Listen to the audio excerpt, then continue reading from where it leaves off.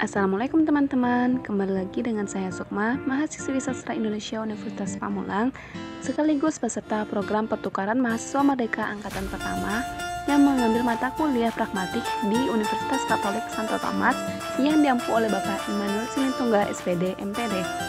Baiklah, pada video kali ini saya akan menjelaskan tentang prinsip kerjasama. Yang pertama, definisi prinsip kerjasama.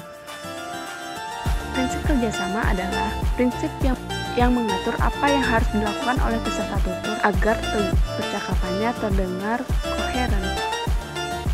Adapun menurut para ahli, yang pertama yaitu Clifton pada tahun 1999 halaman 53 berpendapat bahwa penutur yang tidak memberikan kontribusi terhadap koherensi percakapan sama dengan tidak mengikuti prinsip kerjasama.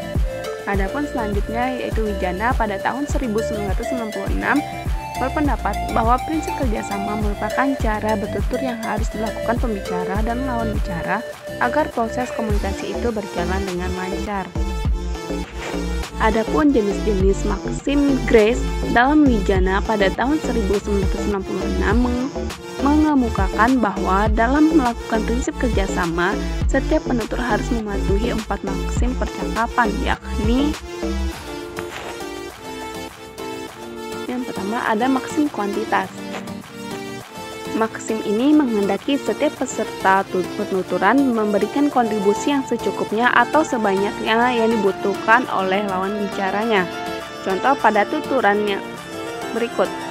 Yang pertama yang sesuai antara peserta tutur X dan Y. Apakah Anda mengikuti perkuliahan dengan saya tadi pagi? Tidak, Bu.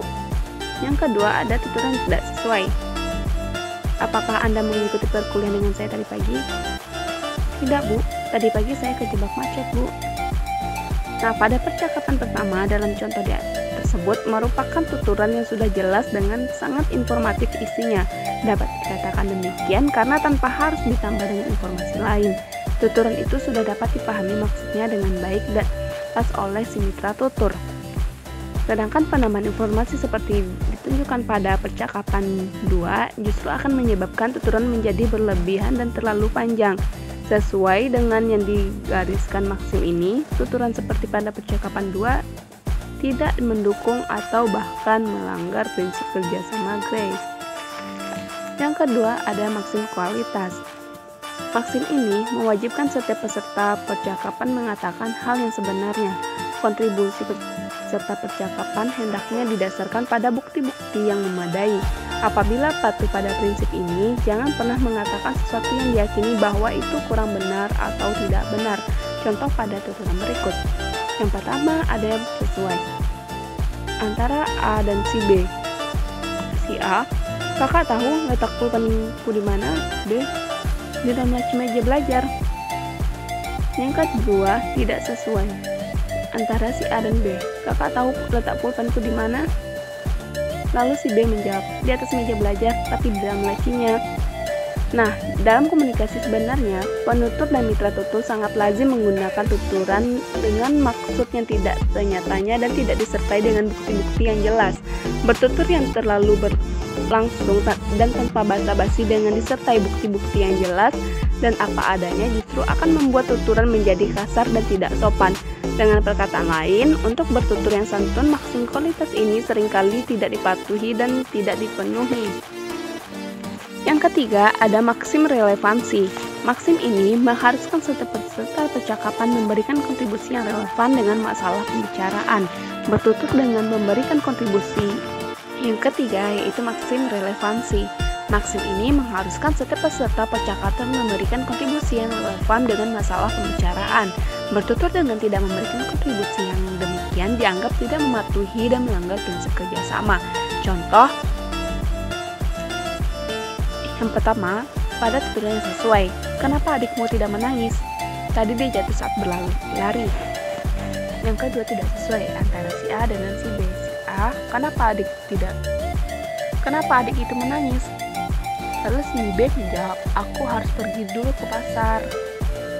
Nah, pada cuplikan percakapan di tersebut dapat dikatakan mematuhi dan menempati maksim relevansi.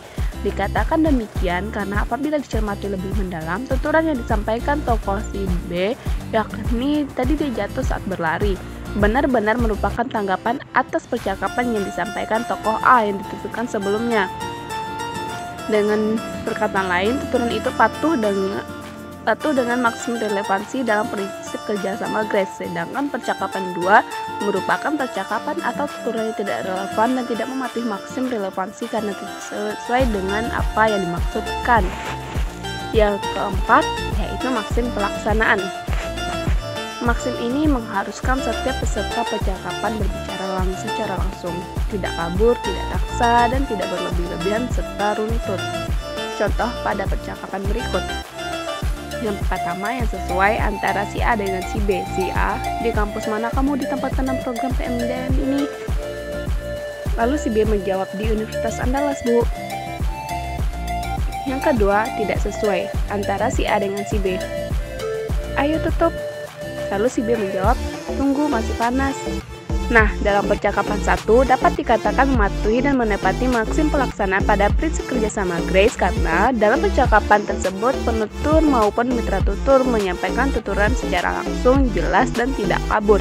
Sedangkan pada cuplikan tuturan 2, pada maksim pelaksanaan memiliki kadar kejelasan yang rendah karena berkadar kejelasan rendah dengan sendirinya kadar kekaburannya menjadi sangat tinggi.